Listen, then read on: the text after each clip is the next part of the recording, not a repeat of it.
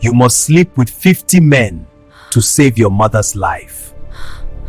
The spirits have spoken. You must pay the price. But how? I can't do this, Mama. Why would you let me pay for your sins like this? Mama has finished me. So all this time, people were dying in this village because of Mama. Now the gods have punished her.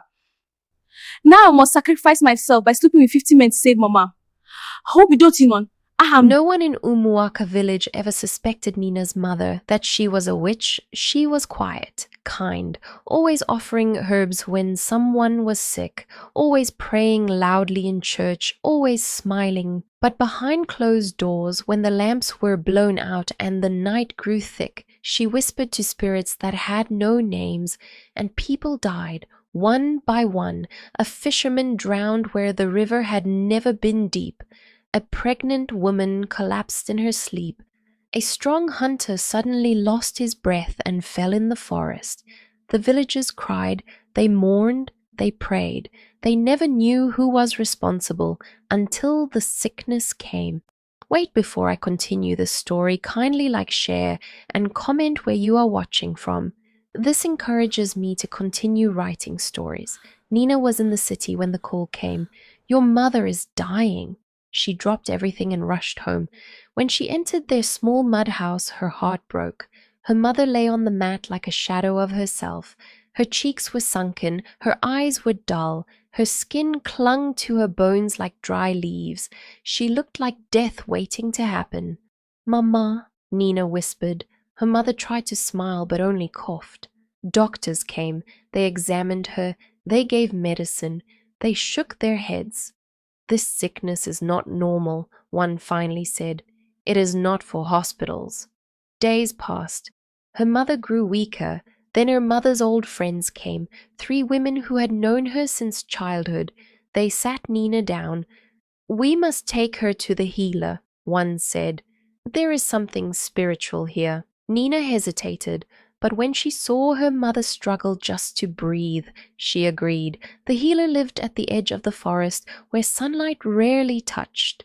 His hut smelled of smoke and strange herbs.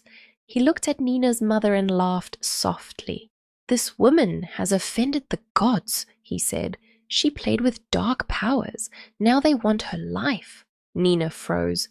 "What do you mean?" "She will die," he replied calmly. "Very soon?" Nina fell to her knees. "No, please, there must be a way." The healer stared at her for a long time. Then he spoke. "There is a way." Hope rushed into Nina's heart. "Tell me, I'll do anything." He leaned closer. "For her to live, you must offer yourself." Nina blinked. I don't understand." "You must lie with 50 powerful men," he said, "men of strength, men of influence, men with spiritual fire." The words hit her like thunder. Her ears rang, her chest tightened. 50 men? She whispered. She had never been with anyone before, not once. Tears filled her eyes. The healer continued, "Your mother is a witch. She fed on others' lives. Now she has nothing left. Only strong life force can restore her." Nina's world shattered. A witch? Her mother? The woman who taught her to pray? The woman who raised her alone? She crawled to her mother and held her. "Mama! Why?" she cried. "Mama, no, no, no!" Her mother turned her face away, ashamed, guilty, silent. Nina sobbed until her body shook. She wanted to run, she wanted to scream, she wanted to refuse. But then she looked at her mother's weak hands, at her shallow breathing, at her fading eyes. "I will do it," Nina said suddenly. Her voice trembled. "I will do it. I need my mother. She's the only person I have." The healer smiled.